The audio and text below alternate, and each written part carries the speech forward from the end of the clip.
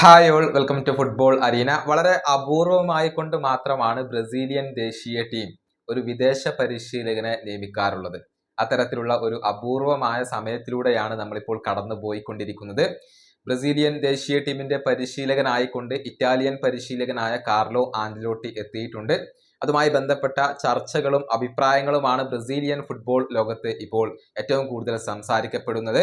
Brazilian പരിശീലകനായ Filipe Luis ഇതേക്കുറിച്ച് ഇപ്പോൾ സംസാരിച്ചിട്ടുണ്ട്.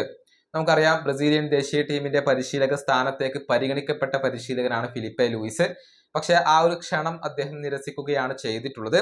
ഏതായാലും ആഞ്ചലോട്ടിയെ കുറിച്ച് ചില കാര്യങ്ങൾ ലൂയിസ് പറഞ്ഞിട്ടുണ്ട്. അതിങ്ങനെയാണ്: സത്യസന്ധമായി പറഞ്ഞാൽ ഏറ്റവും മികച്ച ഫുട്ബോൾ യൂറോപ്പിലാണ് ഉള്ളത്. ഏറ്റവും മികച്ച താരങ്ങൾ യൂറോപ്പിലാണ് കളിക്കുന്നത്.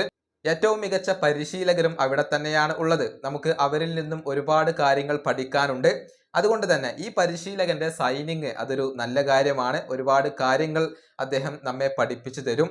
കൂടാതെ നമുക്ക് വിജയങ്ങൾ നൽകാനും അദ്ദേഹത്തിന് സാധിച്ചേക്കും. ഇതാണ് കാർലോ ആഞ്ചലോട്ടിയെ കുറിച്ച് ലൂയിസ് പറഞ്ഞിട്ടുള്ളത്. അതായത് ബ്രസീലിയൻ ഫുട്ബോളിന് ഒരുപാട് നൽകാൻ, ഒരുപാട് കാര്യങ്ങൾ പഠിപ്പിച്ചു നൽകാൻ കാർലോ ആഞ്ചലോട്ടിക്ക് കഴിയും, വിജയങ്ങളിലേക്ക് എത്തിക്കാൻ കഴിയും എന്നുള്ള ഒരു ശുഭാപ്തി വിശ്വാസം തന്നെയാണ് ഫിലിപ്പെ ലൂയിസ് ഇപ്പോൾ പ്രകടിപ്പിച്ചിട്ടുള്ളത്. ഏതായാലും അടുത്ത വേൾഡ് കപ്പിന് വേണ്ടി തയ്യാറെടുക്കാൻ വളരെ ചുരുങ്ങിയ സമയം മാത്രമാണ് കാർലോ ആഞ്ചലോട്ടിക്ക് മുന്നിൽ ഇപ്പോൾ അവശേഷിക്കുന്നത്. എന്ത് തരം മാജിക് ആയിരിക്കും അദ്ദേഹം ഈ ഒരു ചുരുങ്ങിയ കാലയളവിനുള്ളിൽ പ്രവർത്തിക്കുക എന്നതാണ് ബ്രസീലിയൻ ആരാധകർക്ക് ഇപ്പോൾ അറിയേണ്ടത്. ഈ വീഡിയോ അവസാനിപ്പിക്കുന്നു. അടുത്ത വീഡിയോയുമായി വീണ്ടും കാണാം.